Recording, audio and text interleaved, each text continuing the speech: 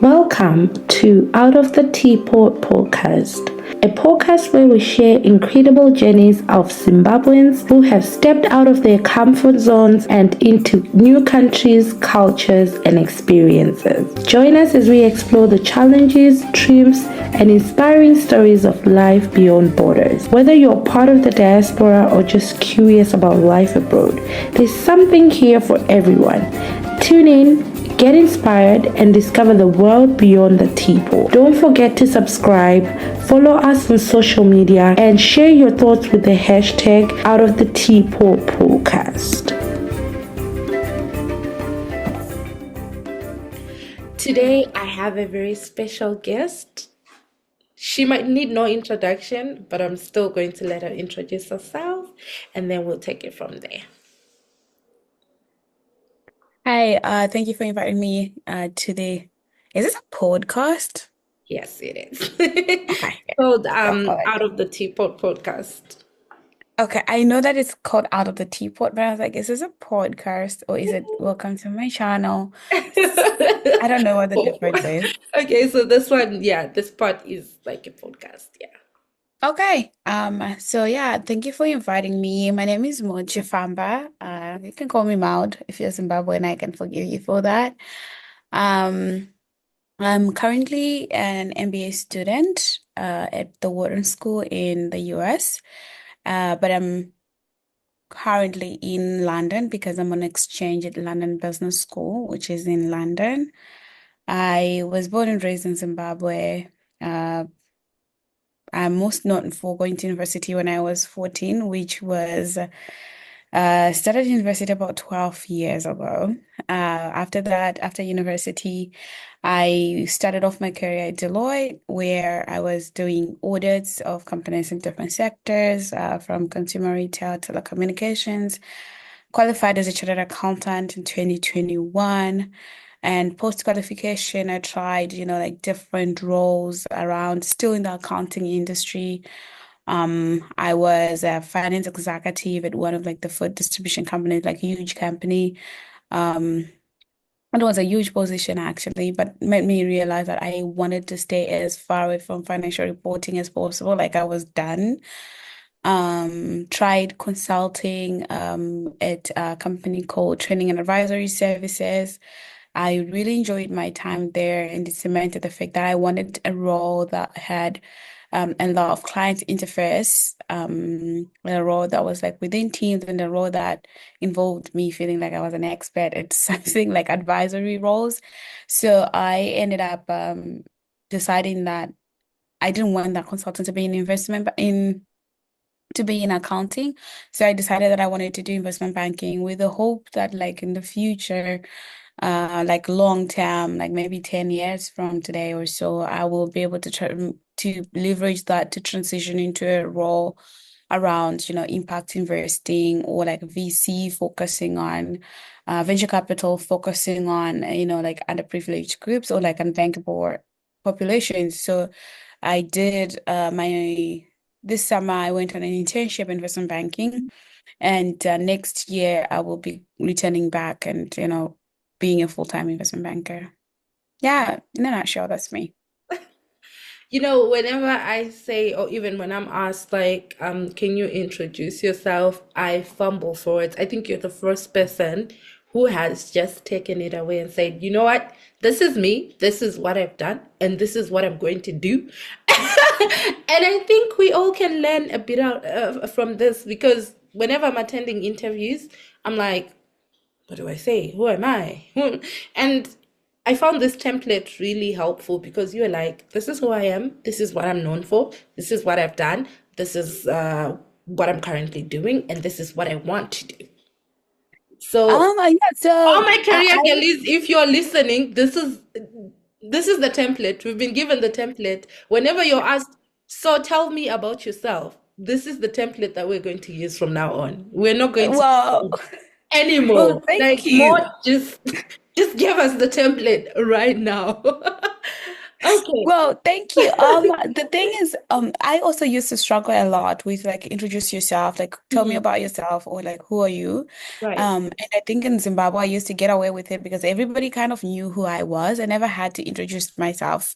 But then when I moved to the US, it was more of starting from the Like beginning a and blank, like a blank slate. Yeah. trying to sell yourself. And it's something that like one of the cultural differences that I saw between Zimbabwe and the US, where like in the US they expect you to have that on lock. Like when they ask you like who are you, So they you expect you to, exactly. like say it. So it's something that I had to learn. And well, thank you for the compliment. Thank you for giving us like a blueprint. Now I know I've learned a thing, and we have not even started this podcast, and I've already learned something. Okay, Yeah. let's go back to your childhood. Um, of course, I mean, you have been famous as you have said, for going to uni early, but I want to take it back, like way back, like just like your early memories. Uh, being this kid, being this whiz kid. How was that for you? How was it living like living in Zim prior to like when you were a child? How was that for you? Prior to being discovered or being Prior famous? to being discovered.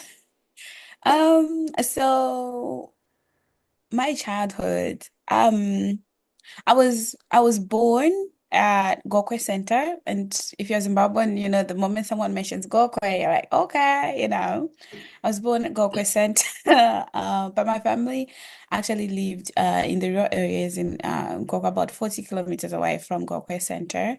Mhm. Um, and I was the only girl um, in my family. And typical of all Zimbabwean rural families, my family was very, very patriarchal. And, for people that were so poor, I'm like, why were they being patriarchal about? Like, honestly, like, What was the reason? what was the reason? But I remember that we would have like Shumadare. That's why I'm like, for people that were so poor, I don't know what those diaries were about, like honestly. Mm, Would have like Madare and everything, and like Matari, like your mothers, your like the girls around you, your aunties and stuff were not part of those conversations. Like even like the family get-togethers that are like parufu chaipo, like not even like a get-together that is fancy, like parufu, you would know kuti anamai anatete varora, like they're always around cooking and everything, and then wanababa just like doing whatever that needs to be done here, and I don't know whatever they were doing, but I'm mentioning all of this to say that for me, because I was the only girl in my family, became very clear very early on that I was different, that mm, my gender was different from my brother's. right. And I sort of used to index on that a lot because I have a little brother who is 2 years younger than I am. And he would always mention things like, you need to talk to Baba wako. I'm like, Baba wa? And you're like, who's dad? Like, That's what me do you, and my brother all the time. yeah, like, what do you mean? What do you mean? Like, be for real, please. And people, so when I was growing up, I then sort of wanted so much to prove that whatever boys could do, I could do it. So I got into like even like fighting. I used to physically fight. Like I used to be like the girly that's like beating people up. I used to be beating people up. Um, and I remember whenever my brother and I would get into a fight, people, the women around would actually be like, no, Zokti, in a couple years, ndianinga baba wako yere, like you'll be beating you up in a couple years. I'm like, well, we'll wait for the couple of years for now, beat him. Uh, so What I grew up in a very testosterone charged family, and I wanted to really prove that I could do as much as the boys could do. Mhm. But it was also our family was really like poor, like even by rural standards, that is not or anything. So it was so two things were clear, that we were poor and that I was a girl in a world that was run by man. Right. Um, and one thing I'm most grateful for though is that my dad was very much hands-on with me.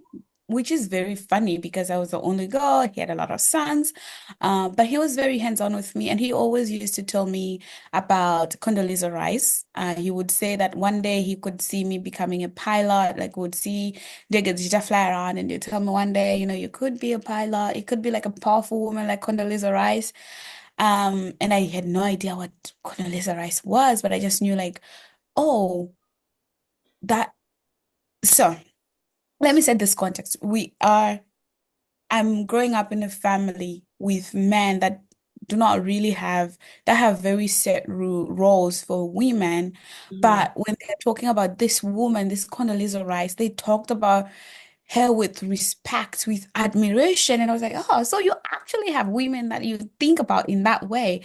What Right. is it that sets that woman apart from our The- mothers and our sister, our aunties around? Because I don't have any sisters, and I figured it was because she went to school. So for me, school became like a religion. It became something that would help me prove to my family that I could prove to my brothers mainly that I could do as much as they could do, and also it could help me pull my family out of poverty. I did not want my little brothers who came after me to live the life that we were living, because even from a very young age, it was very clear that it needed to change.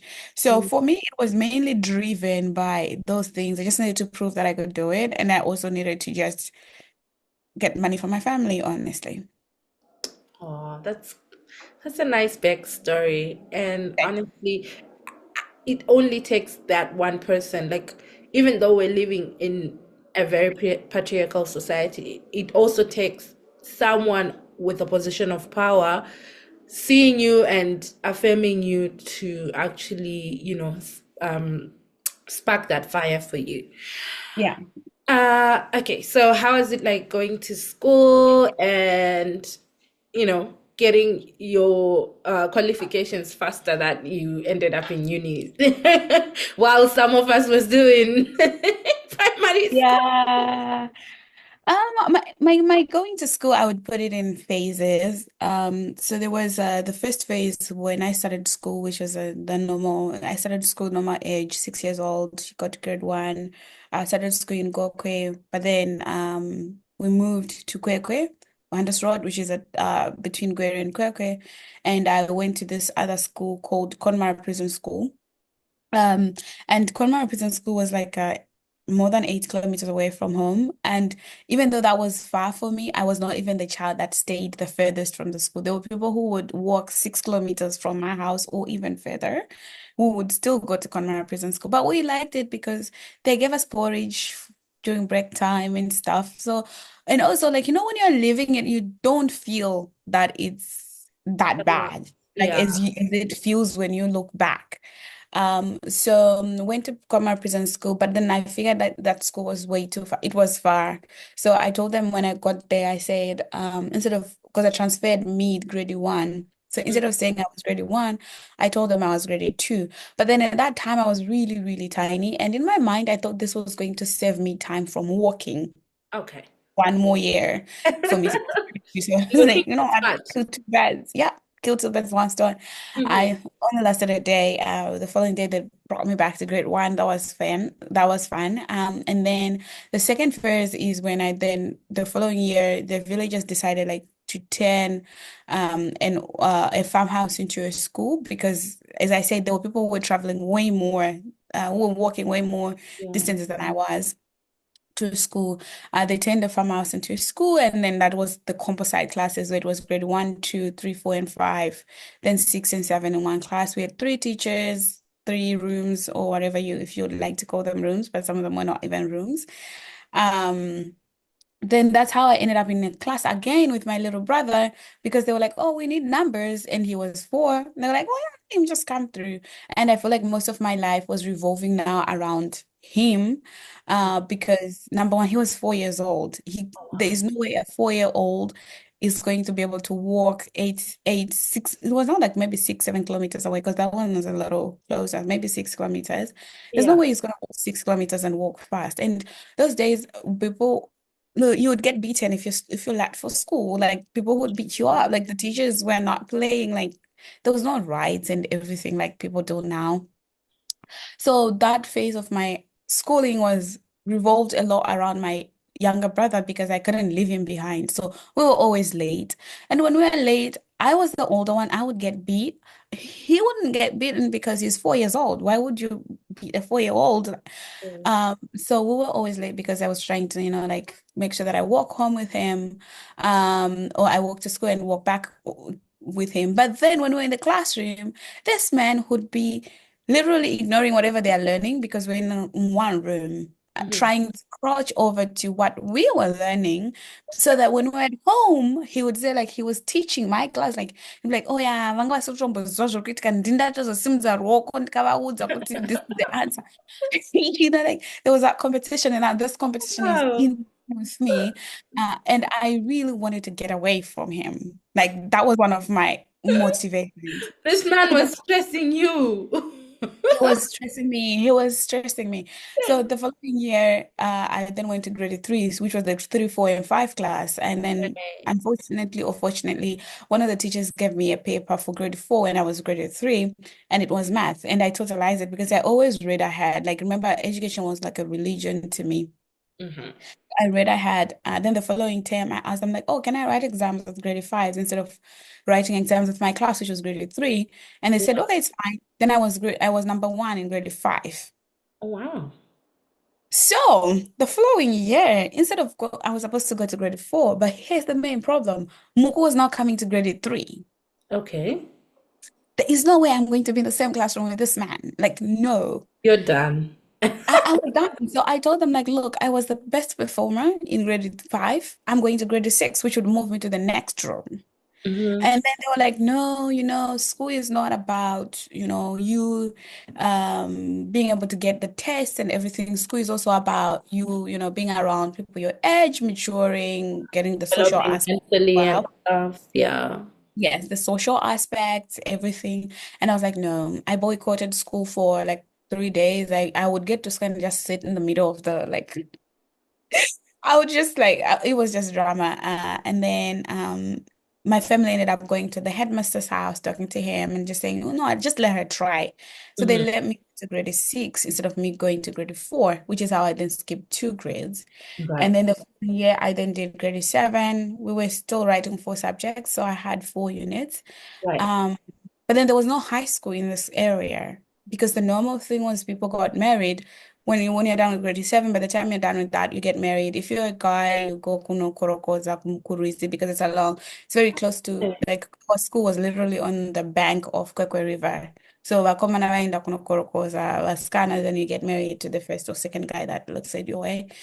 Um, yeah, and even up to now, like my cousins get married 15, 14, 15. Mhm. Um, but then for me, which was also very fortunate, is number one, I was still in those days where I was like, I'm never going to get married. I looked at my mother's life. There was nothing I wanted there. So I was like, no, never for me. Marriage is not for me. And I think I was known in the media for a long time, like marriage is not for me. Yeah. Um, so I think I was like never. And also the second thing is puberty kicked in late for me. I only started being like a proper girl adolescent when I was now at university. Like I had my period when I was already at university. So there was no way I would even think or like Yeah. conceptualize that somebody would look at me and think, oh, here's a wife This or is whatever. oh my goodness. Yes. So during that's the period that I had to learn by myself. Because there was no school. My family tried to get me into school, so I was in and out of different schools. My family ended up moving to Chegutu, ended up writing as an external candidate my exams for Form 4. And then I then got a scholarship. A guy paid for my Form 6 at Sandringham High School. And I feel like that was now like more of like smooth sailing. Mhm. Um, because after Sandringham, I then went to the University of Zimbabwe. All of that was like sponsored. All I had to worry about was like my grades. Like I had to just keep on performing well, but everything else was covered. Okay. But from the time that I was grade six, from the story that I've told, I've always been like the baby of the class. So Mhm. even when I then went to Sandringham or any other stage later on in life, what just changed was the scale of like at Urudza, I think the primary school we were, I think it was like 50 of us. When I Mm. then went to A level to Sandringham, I don't know how many people are at Sandringham, but it was like more than 50, just the Form 6 only. Just like the scale, like how many people are watching or like how many I, people are us.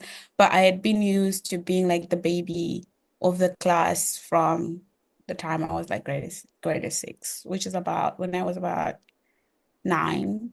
So mm. yeah. You just reminded me of Sandringham. My brother went there for one term when he was in Form 1, and he came back and he was like, I'm not going back there. There are ghosts at that school. But I think he just didn't Oh, like being in boarding school, so he had to come up with something so fast. Because, oh my God. Which year was that? um, damn, maybe because I was 2006, 7, around that time. Oh, I only went to Sandringham 2011. Yeah. Um, and also like the context for me, I always laugh when people review things and I review things. I approach because for me, I come from a very underprivileged background. Everything is But, new. Like I'm usually yeah. the first person experiencing those things. So I always approach things from a gratitude point of Point view. of view. I Yeah, I'm always the worst person to ask about what a place is like because I always have like the positives it's because better. Yeah. then For my brother, I think he was just being a spoiled brat and did not want to go back to boarding school because obviously being the only boy in an African family Mm. had its perks. And Yes, yes, so yes. him now being a junior, and in most boarding schools, when you're a junior, you're getting bullied, you're being asked to like, do these things for seniors like Vachera Mvura and stuff, and just being, so Mhm. like on the day of like when he was supposed to go back to school, he got dressed and everything, and then he's like, I'm not feeling well, I need to lie down. This man Mhm. stalled going back to school 5 days, and then on the fifth day he's like, you know what, there are ghosts at the school, I'm just not gonna go Oh. back. And my parents had to do like a mini meeting. They're like, you know what, he doesn't want to go. Clearly, he doesn't like the place. Ghosts aside, we don't even believe there are ghosts there, but yeah, we have to listen to his concerns, and that's it. Let's talk about like when you were like, so how was it moving from the rural setting to like getting to Sandringham? Did you like getting that a little shift from like you obviously when you're learning at your former school like Huruza, you had Mhm. people who had the same sort of like experiences, sort of like background, same sort of like um, you know, as you. But now you're moving to people to learn with people with different, like some people are coming from Kwarare, Nemasi, Tranka, Vaka, Sarachkafu, and all that. Like, how was that for you? And also because I'm assuming, like from the other school that you were in, there were not many resources in terms of like books. So having now to catch up, was that difficult, or were you just going like academically and socially? How is it going for you? Sandringham was a good experience for me. Met really lovely people there. I was in my peak childhood because I think when I was at Sandringham I was 12 something, Yeah. 12, 13. Yeah, I was 13, yeah. 12, 13, they're about peak childhood. Um I so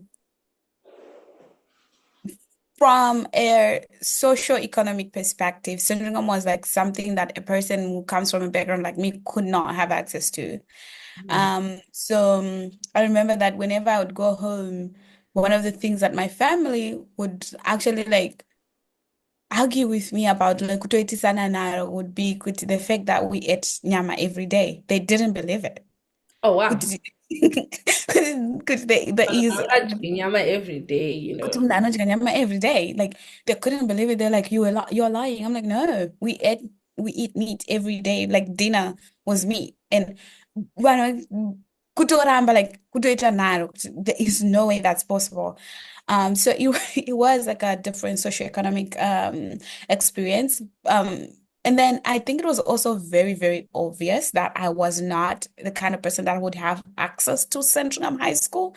Right. Um, because when I showed up on the first day, so how I ended up at Sandringham is that the district education officer at that time, his name was Mr. Joe, bless his soul, um, said to me, called me in one day and said, "Is this the best that you can do in terms of schooling? Do you feel like this is the best school that you can be at, the day school that I was attending?" And I Mm, said, "No," because at that time there was no one at home. I didn't have food. It was just me at home, and I was like 13 or something. And he was like, "No, no, no, no. I'm taking you to a boarding school. And we'll figure things out when you're already at boarding school." So mm, I went and I showed up at Sandringham. I was in a black skirt, a mint green shirt. The only thing that I had that was part of the uniform was my socks are white and boots are black. Like that was the only thing that was by uniform. right. Sandringham Vanopeka sky blue shirts, my pleated navy blue skirts. That was the uniform, me and my A-level girls. But Mm, kind of got actually, this my blue pinafores, right. um, and white shirts, I think. But kind of prefect, I think, why is pick up navy, sky blue t-shirt, shirt. You're my A-level if you're a prefect or something. So it Right. was very clear from day one that I didn't belong there. I had zero tag, zero nothing, because again, I was the only person at home. So I had no one to be like putting together things for me. And one of my friends, he be later became my friends, but he was president of the Interact Club, Okay. which, yeah, I think it's like the Rotaract of high schools or Yeah, something. yeah, yeah. Yeah, he put together a trunk rangarinetaki for me, put together kundichagira my bedspread, kundichagira my blankets. They were, of course, the ones that come from the school, but like, kuti unodawo blanket repakwisa pamusoro.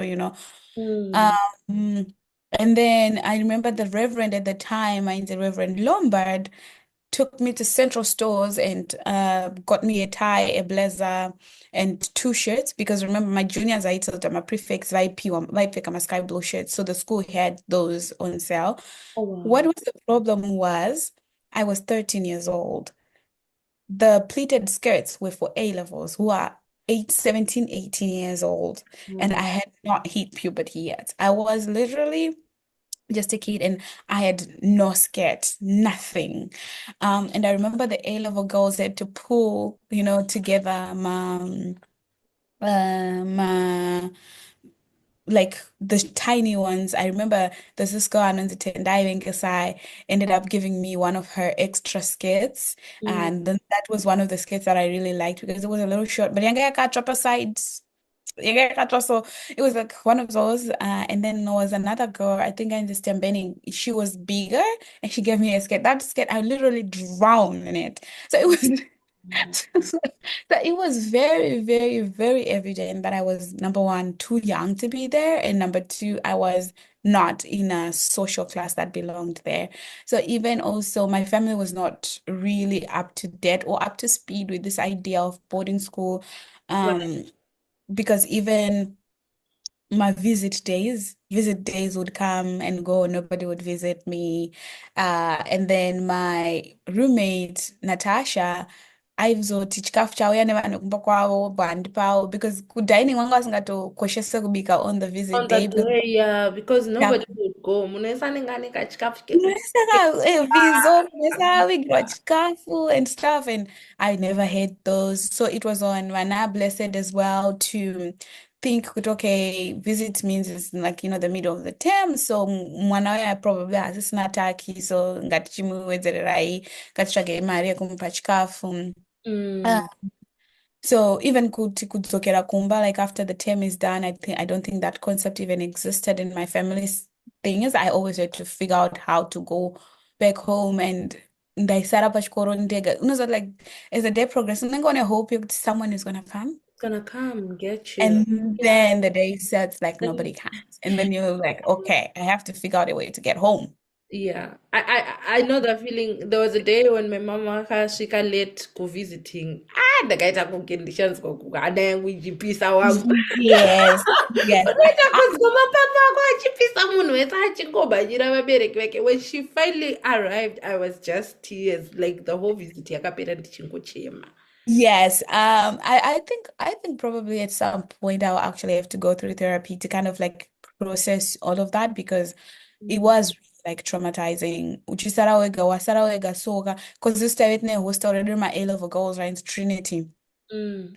My hostels is running over metro running over like my hostels and it oh sorry. Metro running over like my hostels because everybody is gone home and then it's just you and she has to unlock it and Maziza Chirira and you're alone in this biggest And um the echoes and just being, yeah. my upper toilet didn't get to the other end of the hostel and you're alone in the hostel. That was it. But also like academically, Kusendringham, as you have noted, there was just more resources and more things just available. Kufupa Jena, where I was 4 and 5, I don't think we even ever had a library. I could be wrong, but I don't remember going to the library there. But Kusendringham, there was like libraries, and in the library there would be like many books beyond just like accounting, because later I made accounting and business studies beyond what you're studying. So I remember kuti ndaizopedza nguva yangu ndiri kulibrary ndichiverenga a lot of books that are not even relevant to schooling because this is like I'm like a kid in a candy store, like, and most of the times I would borrow these books and lose them because I was also a child. So I remember my classmates used to laugh because after every assembly, they pay to announcement, okay, guys, if anybody found this, I always had an announcement about a book I have lost. Like, oh, All I the have time. Miss Books, which is like, can you please bring it to me? Yeah, so it was just more resources, but it was also like very difficult. And also now I was also young. I found it very difficult to connect with the girls, Mm. because they were just like in a different phase of their lives. Like at 17, 18 as a girl, yeah, like Yeah, they're mm, talking about boys they're and talking about boys. At the time, if you even alleged that I had a boy I liked, I would cry. Like definitely. so, so I remember one of the girls had a boyfriend, and I was talking to the boy because the boys really embraced me like their little sister and everything. And then I think one of her friends was like, "Oh, uchenjera kutora romscan mkomana wako ni mwana," or something. And I cried and cried and cried. I even like was writing letters to the head boy, like this person is bullying me. Like, why would anybody say that? You know?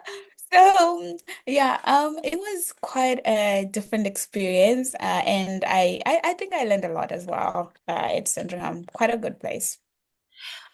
You mentioned earlier on that you finally got your menstrual, My period? yeah, when you're in high school. I'm assuming by the time when you're in Centringham, right? No, I got my period when I was at UZ. Wow, okay. All right, okay, so let's skip to use it now. Yeah.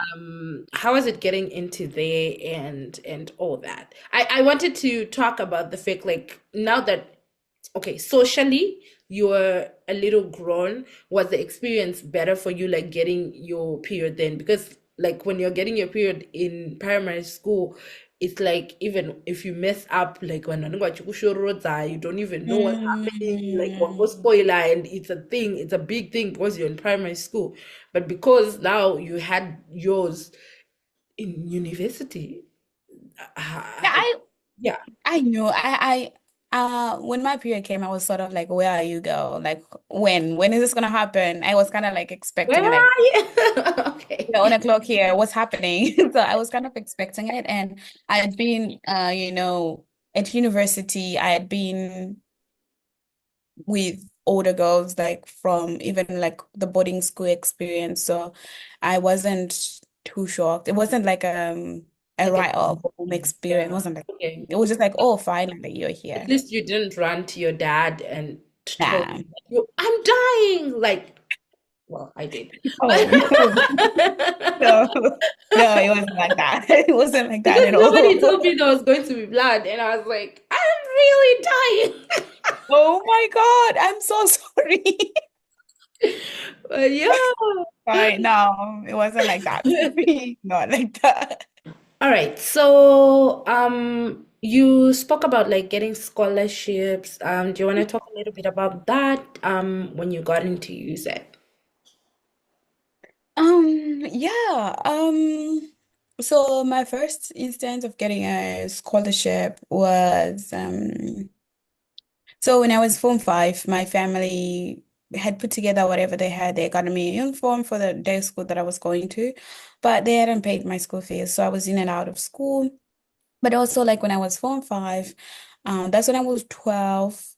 And I was going through my peak childhood. So I would be like knitting clothes for my dolls and everything.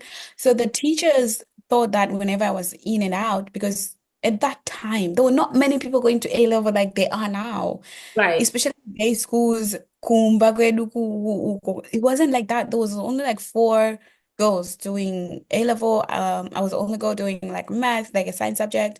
All girls were like doing arts. I was the Mm-hmm. only girl doing commercials. Like so, there was like a lot of freedom given to A levels. Like for example, nobody really cared what time you came through, batch core and stuff. So when one of the teachers were because later met lab. Mm. One of the teachers noticed, kuti, I'm always in and out. He thought it was because I was being playful, I was doing A, B, C, D, God knows what. And then he came to me, he was like, you know what, when you're A level, you're given freedom, but it's not for you to abuse it. It's for you to, because of thinking you're grown, you're not supposed to be going on and off. And I was like, no, when you don't see me, it's actually because because the school would send people away and, don't go as fees. And then he said, oh, well, if you are this young and you're doing A level, somebody should be willing to pay for your school fees. Right. The first time that my story was written in the newspaper, it was written as Girl 12 Leaves Town Spellbound. And that was the first story that was written in the Thursday Herald. And a well-wisher came. I have never met him. Um, and he just paid for my fees for the entire year. So the following year, yeah, yeah, I never met him. I never got to talk to him. It was just like, no, I don't want to I don't want interact. to. Which now that I have experience with girls getting scholarships, I think that was a very noble thing to do because a lot of people have been victims to being made to do certain things because they think their scholarship is hinged on that. So honestly, I respect him for doing that. Um, and the following year, that was Anonymous. sorry? I said thank you, Anonymous. Yeah, thanks to him. And then the following year, I got a Better Schools program scholarship through the district education officer that I mentioned earlier. Mm-hmm. Um, and then Zimplats ended up taking over for second term and third term for my Sandringham tuition.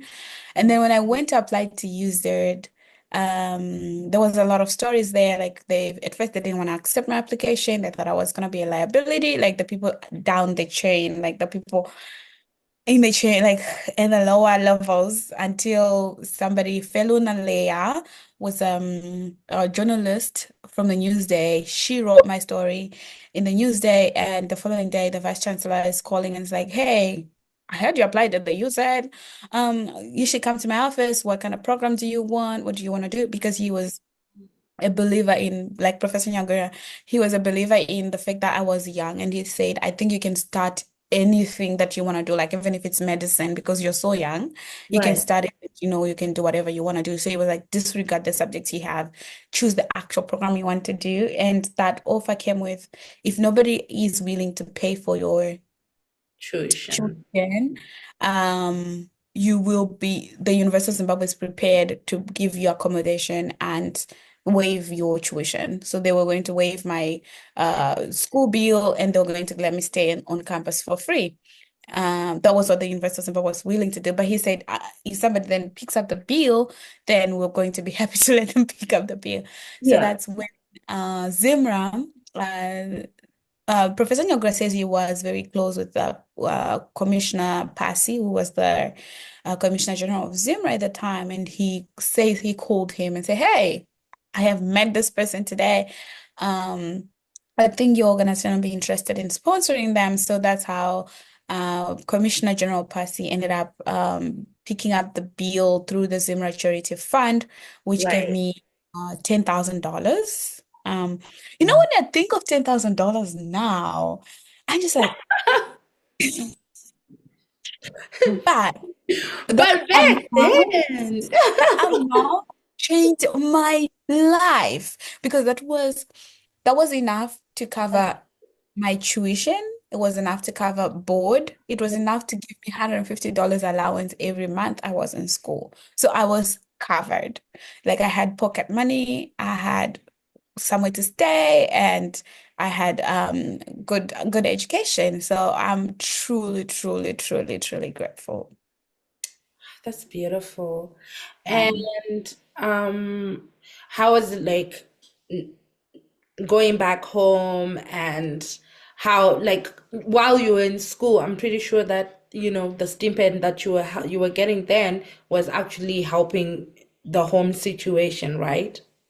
Yeah, yeah. So when my story was written and in by fellow Nama Newsday, that became a turning point for me because I think ndakava ndatota mbinge kumba kwetu. Icho.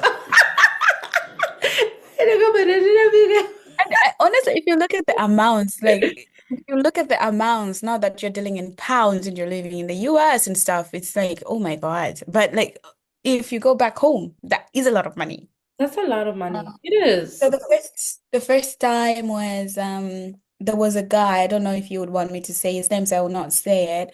Mhm. And he was like, "Oh, I'm very interested in helping you, acclimatize to school and stuff." And he gave me $1,000 just like that. He was like, "Oh, I'm gonna send $1,000 straight to me." This was before I even started school, and he said, "Go on and buy clothes and whatever you need to prepare for university." So he Mm, gave me $1,000, and I would have like random things, that would get me money. Like, for example, when I was traveling, if I told the CG, like, "Wapa secretary, I'm supposed to go to Italy and stuff," you'd be like, "Oh, yeah, come get something for you to sustain yourself when you're out of the country. I'm very proud of you."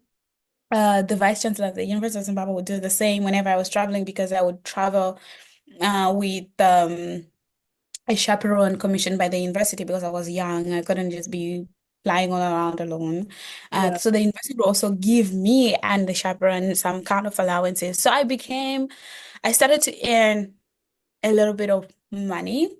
My family was like, we were vending, like, no, we're not doing like anything great. Mm. So having $100 was like a big, big, Okay. big thing. I remember with the first 1,000 that I got, we went and we, of course, bought a couple skirts, a couple blouses, a couple of mapushi and stuff. But that money takatonishanisa kutenga property. And when you hear the word property, you're thinking land and stuff. The No, slim version of property. My no, my fridge and stuff, right? no, not even fridge. Oh, that's not kontega kwakusina gets. So kwakusina fridge. I went, we bought coffee table, bought push tray. Um, we bought a speaker, ndo batatenga solar. You're doing the most. You're Yeah, doing so like oh my God, big I'm trying to show properties ako. ndatotenga property ya mumba. So yeah, Yeah. that just sort of like changed the dynamic. And I thank God that because one of the reasons why I was going to school was that I wanted to change the situation at home. Mhm. So I managed to start to do that quite early on, but also that brought a different dynamic because I could not be parented. Because how do you parent? The breadwinner. Like how does that happen? Because I'm the one paying the rent at the house. Because I remember rent, yeah, because my family was not staying kucho rent yaitova $40. So pamwedzi ndaibva ndatotumira $40 rent chichichi because if I didn't send it, no one would pay rent. No, yaitova 25 actually. I think I paid $25. Nice. Um, I actually heard about your story from my mom. My mom wanashanda ku Oh, really? yeah. That's interesting.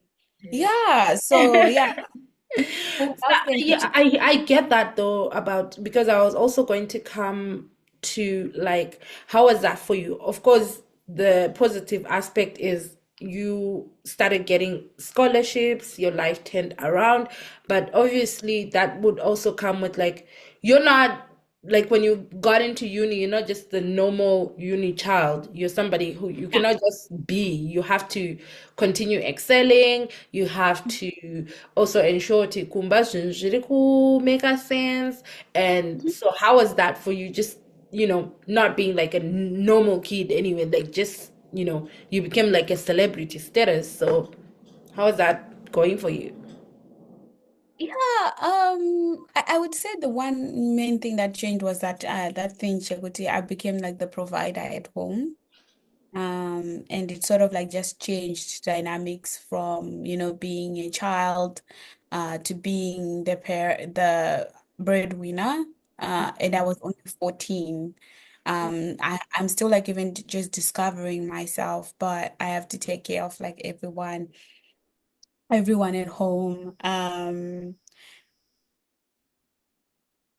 In terms of school, it did not really change a lot because I genuinely understand people that think that it was a high workload for me, but it wasn't. Because remember, I had done Form 5, Form 6 with everyone. So that workload was just like it is to everyone. It was not higher for me because I was younger or anything, because in terms of knowledge wise, I'd been going through like all the stages that people have been going through, like especially Form 5, Form 6. I didn't skip anything there. Mhm.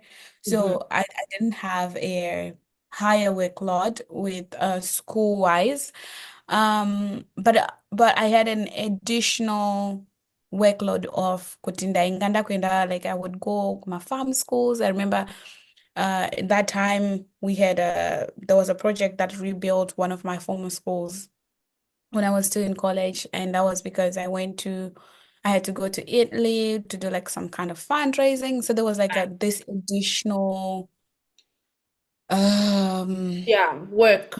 type status that was added to my normal responsibility. But it's not like I had friends to be hanging out with that I was not hanging out with. Most of the times I felt like I was an island. I didn't have anybody that really got me. My friends who were my age mates were, when I was in uni, my age mates were like Form 2, Form 3. So Mhm. they were going through like different things. They were worried about different things. Nana Metro and stuff. I had all this freedom at the university. At the Mm. same time, I couldn't really relate with the 19-year-olds who were in my class because I'm just not yet there, like mentally, like in terms of, like Developmentally, yeah. kids are like, for example, and mbono mwadoro ngati mboita. I say like, the university, msikanze university and stuff, it actually did not appeal to me because I was not yet there at that time. So I would say like my experience was different, and I sort of just kind of accepted it that it was what it was, and I think that made it a lot easier to deal with. When I was now doing my master's, because I then did my master's straight after university. Right. Um, um, and the university allowed me to stay in undergrad accommodation, which was really very important for me because I then got to be around my age mates who were now at university. I Ah, still had more freedom than them because at that time I was also even like a teaching assistant, that were 2 hour and stuff. So, but I got to be around them. We got to be silly together. We got to be going to church together. Those days I was really serious about going to church. We got to do, I got to at least have some part of university experience with my age mates at that time, even though I was doing my master's and they were doing their undergrads, but it felt like we were moving together. And the University of Zimbabwe also had the vice chancellor always kept a close eye on me, especially when I started. So if I went to school, because I remember I had a Bengal Zoke stage after attachment. Now I was like 16. yeah. So Nana Mamini and stuff going kuchukoko class, nakutoita makeup and stuff. And I remember kuti VC vaibva vandifonera kuti ndanzwa kuti uri kufamba wakashama pacampus my office now. So that sort of like it kept me Yeah. reined in when It I then was doing support. when I was, and I really am very grateful for that because even when I started college, when I was 14, my minutes, who was the warden for Swinton, she would come and check on me every other day. If it was not every day, she would come to my room, check out who am I hanging with, what am I doing? Right. And but like it took away some of the freedom that came with university, which would have been dangerous to me at that time. That age. And Yeah. sort of like just settled into it. But then when I was now, as I grew a little older, and ended up with the masters and stuff, they sort of like let the reins off, but they didn't let it all like at once, like, oh, you're now free. Yeah. Yeah, like, it was like in piecemeal. And I really am grateful because I think everyone at the University of Zimbabwe then parented me, which Right. was, Which yeah, also was what you needed because yeah, you what I now needed. you were not now because of like the dynamics that you were That having, you way, were not being parented at home. that's true. You mentioned that he asked you to pick any major. Why did you pick the major that you picked? Accounting, Yeah. money. I love it. I love it when girlies don't even like sugarcoat it. It was about the money. Love It was it. about the money. Like honestly, honestly, so I'm naturally good with numbers. I like working with numbers. Now, as I get older, I'm starting to get a little scared of numbers. But when I was really young, I was very good with numbers. I liked working with numbers. However, uh, I one person gave me an example when I was now trying to get A level. Someone gave me an example and said, "Who do you think is the most paid person at a mine?" And I said, a, the geologist, because they know where the minerals are. And the person said, wrong. The finance manager of that mine makes way more than the geologist. I said, wait, what? And said, yeah, in life you should follow the money. So I followed the money. And I figured accounting was a good blend of so my family, as I said, we're vendors. So Yeah. if you're from Shagri, you probably know my family. Like Titans Vanessa out because Titans are sold Pamsika, Pana King George, but next they're fresh and frozen. If you Mm. ever knew what fresh and frozen was. Um, and I always wondered why we were always broke when we were when we were business people. So I thought it was like a blend of, it was like a blend of um us, like my curiosity about how businesses work and my natural ability with numbers, but also a huge factor of that was I was going to school to find money, and I thought if I did accounting, I would chase it. Has that been true? Yeah, it was a good move. Love it for you. All right. Let's speed things along.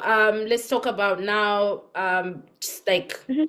working, like the experience of working in Zim, and then what led you to now leaving for school. Yeah. Mm, working in Zim was amazing. I loved that when I was in Zim, I never had to introduce myself. Most of my roles, I was headhunted for them. It was vibes. It was really good. Um, when I qualified as a CA, first off, shout out to Deloitte. I couldn't have chosen a greater place to kickstart my career. Deloitte was everything I hoped it would be and more. Mm. Met amazing people, met really great lifelong friends there. Amazing, amazing.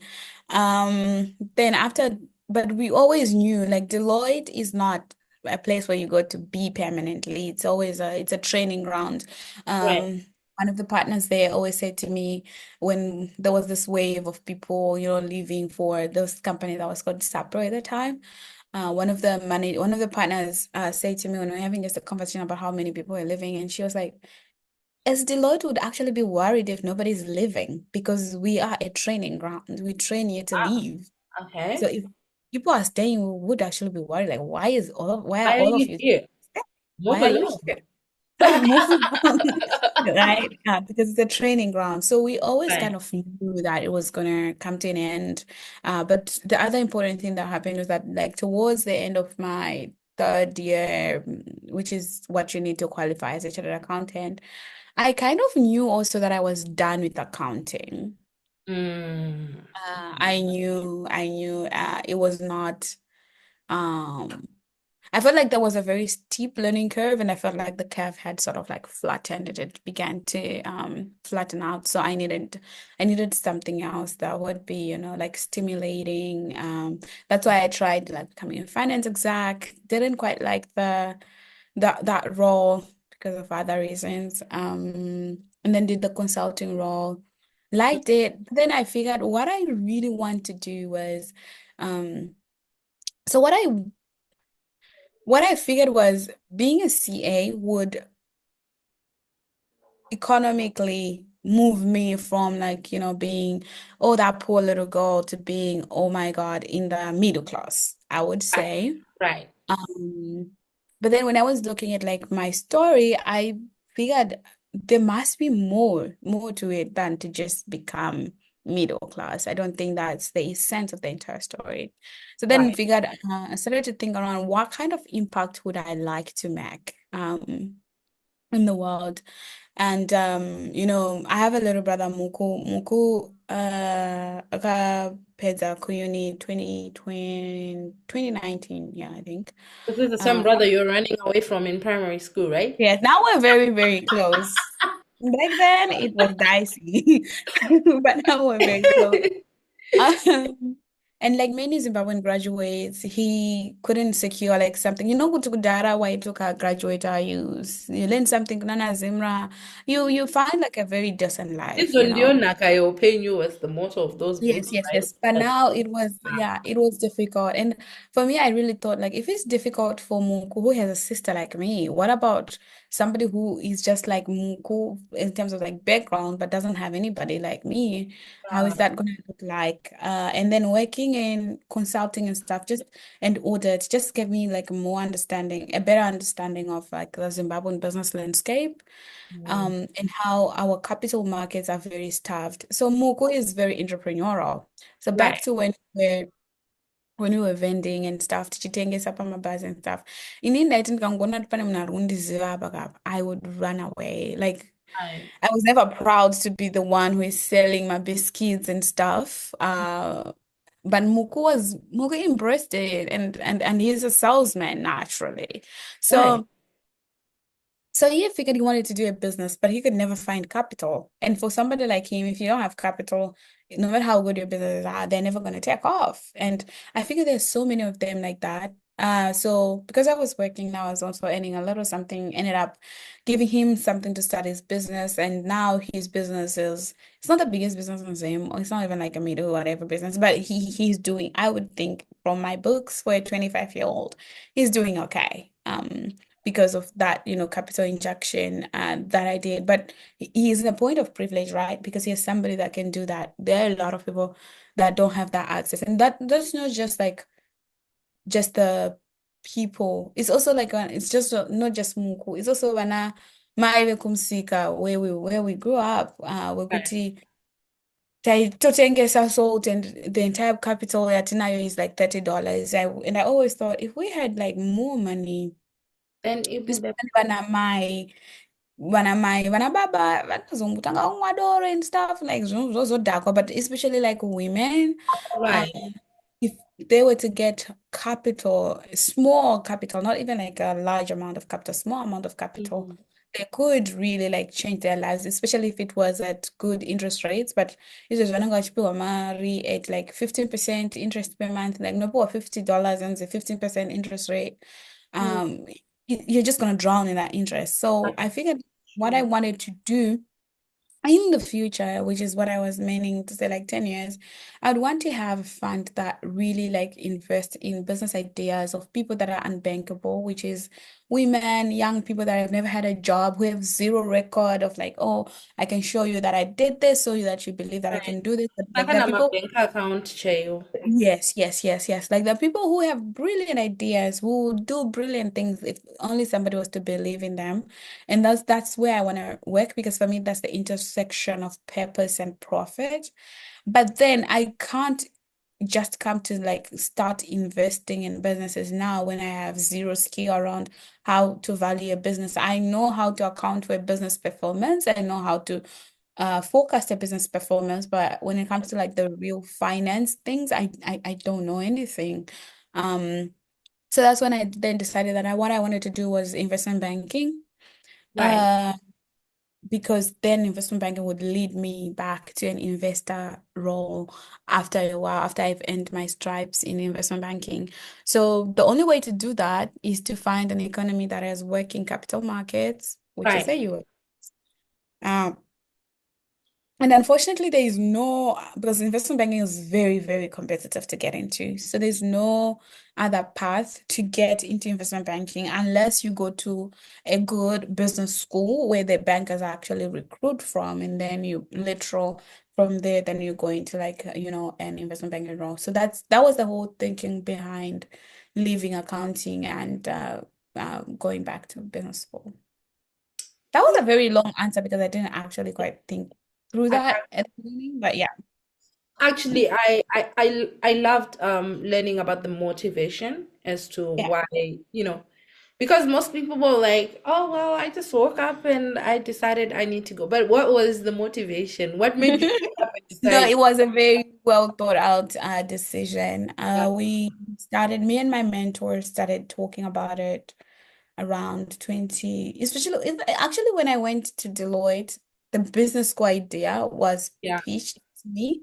But it was always like, it's an idea. I had not bought into it. correct. I Yeah, think around the time when I was now qualifying and now starting to think about, so what do I want this qualification to do for me?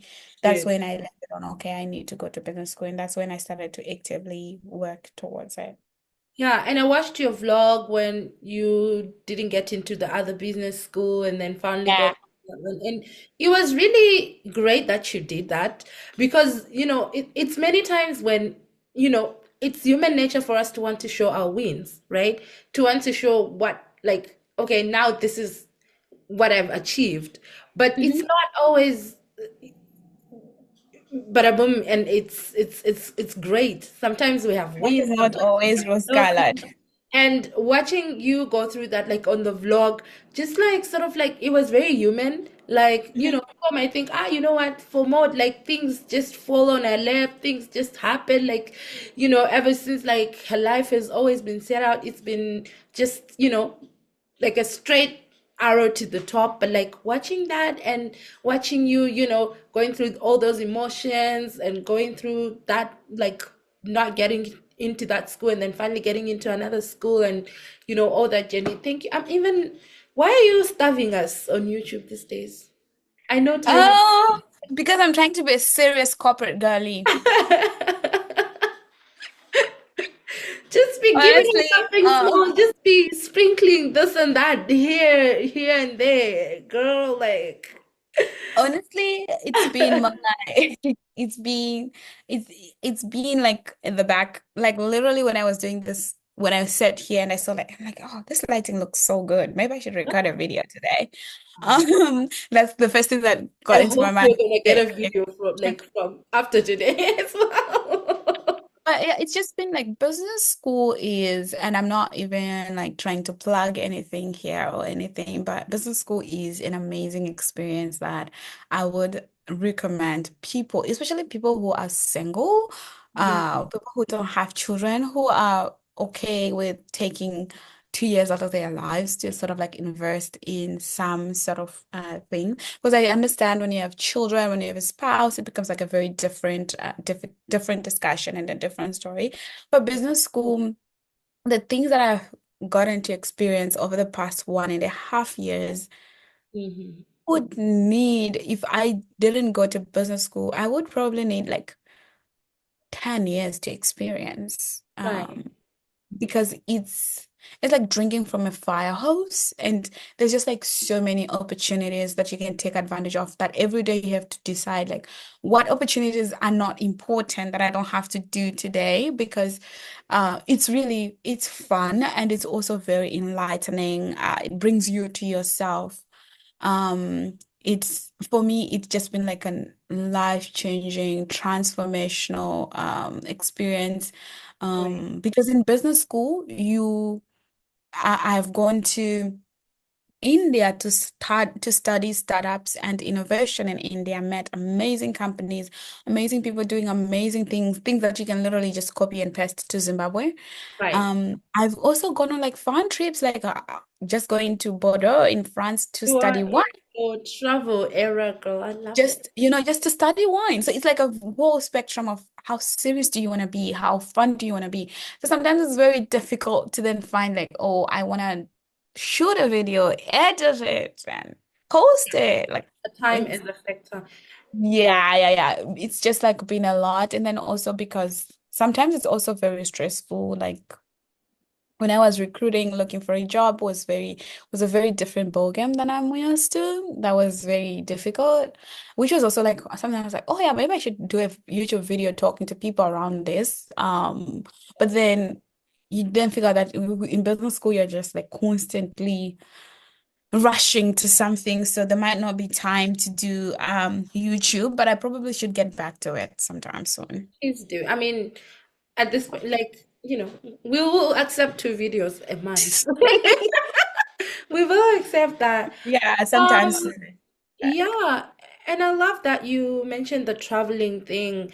I just had a question a little bit as we are winding down. And you mentioned that you don't want to plug anything. Please do.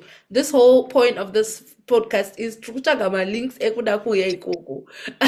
We're looking for links. Give us links. But like Okay. after the podcast, please feel free to just like send me any links of like how to apply to business school and all that. Like people might be interested in all that. Okay. But like, how has it been traveling with your Zim passport? Like, if you're in, with the, yeah, how has that been? My parents had one job to give birth to me in the US. One job. And she fumbled. And About she one fumbled job. dismally. One. Wow. Yeah. Traveling with the Zim passport has been difficult. However, disclaimer, if you have a residence visa for the Mm, US, right. so for example, as a student, I have an F1. Mm, You also get an opportunity to get away with e-visas mm, for a couple of countries right. that if you're just approaching it from just a Zim passport perspective, you wouldn't have. You also get, and I think if you are based in the US, for example, and you want to get a visa for the for going to Egypt, the Mm, Egyptian visa, I think if you're in the US, you can apply via post, like just send your passport and then they'll send it back. While if you're in Zim, you actually need to go to the embassy. So I think when you have the F1 visa, mm, you you can it becomes a little bit easier if you have like a residence visa, like the F1 visa. And mm, then like for example, when I wanted to go, so I lost my passport, that was a whole story. And then I couldn't apply for my Schengen visa while I was in the US.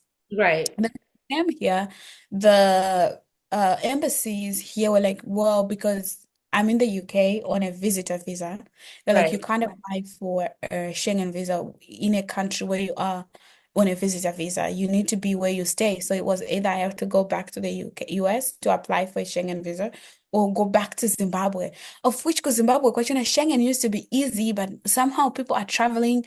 They're just like like the appointment is 4 weeks from today or whatever. Right. I Right. couldn't do it when I was People home and are all that. also selling cadets a visa, by the way. They're just taking I, them, not for the I purpose totally of believe traveling, that. but for the purpose of selling them to people. So yeah. I totally believe that. So when I came to the UK and the embassies were like, no, I ended up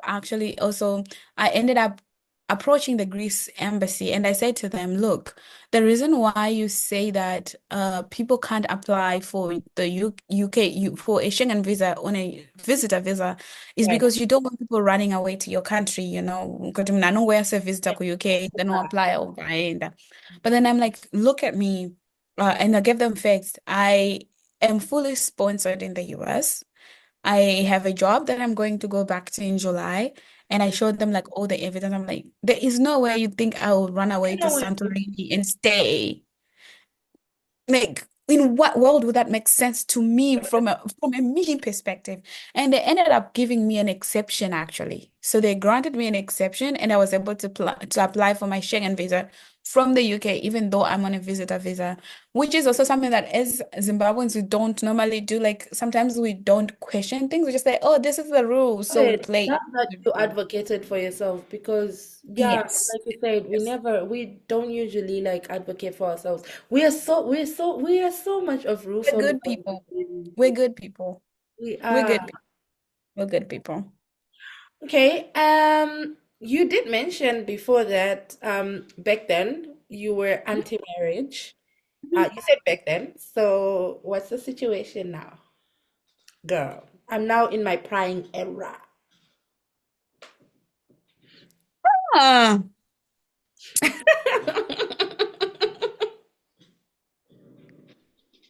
Um, um, come back to me in a year. Come Next back to me in a question. year, and I'll have an answer. Next question. Okay, so you heard her. We're gonna have a date again next year. All right, so as we're winding down, any Yeah. advice to a little girl who might be like in a very hopeless situation, watching you and saying, "That's my role model. That's who I need to be when I grow up." What is your advice to them? My advice to them is okay, my advice to little girls I think I'm a role model is the unfortunate thing is like we come to social media with our wins. We never really come to social media with the process of what it goes through. I really was laughing when you were saying like people think ever since I got discovered, it's been like everything has been easy, but people haven't really seen what goes into like the background, the conversations I have to have, the things I have to do, and the work I have to do. And I think I'll be more intentional about showing that side as well, so that people know that it's not.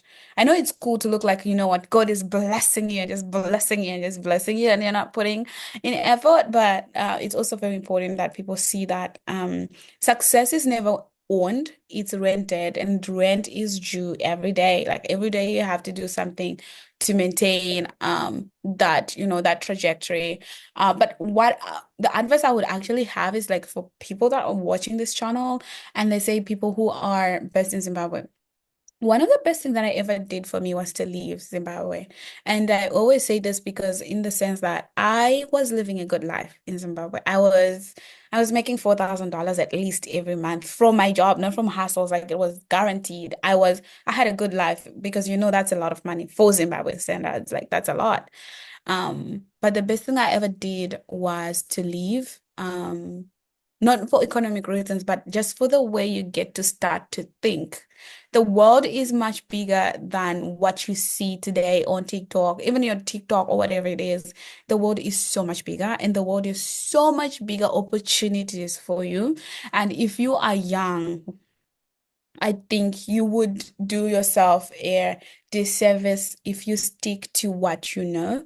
Right. I really advise people to take take a chance once, just once, like experience something different and get to think in a different way. And even if when you do that, your decision is to go back home, home will always be there. You can always go back, but take a chance and try to experience something that is very different from what you know. What's going to happen for me is I'm gonna graduate next year in May, God willing. I'm going to start I'm going to start my job in July next year, full-time investment banking. And I'll go into hibernation for 5 years, then I'll come back later. I love that. Yeah. And I'm sure because whatever you touch is gold. I'm Thank sure the you. next 5 years, the next years are going to be so amazing for you. Um, every good thing has to have an ending. And so it's time for us to go. I thank you so much That's for fine. taking the time. I know you're in school, I know you're in your travel era, and You're that girl. So you gracing Thank me with your you. podcast. Ah, Thank I'm you. grateful. Thank you This was so much. fun. Thank you so much. It was fun. All Thank you so much right. for coming. Bye. Bye, girl. Thank you for tuning in to Out of the Teapot podcast. We hope you enjoyed today's episode and feel inspired by the stories of Zimbabweans making waves around the world. If you loved what you heard, don't forget to subscribe, rate, and leave us a review. It helps others discover the podcast. Follow us on social media to stay updated on upcoming episodes and behind the scenes content.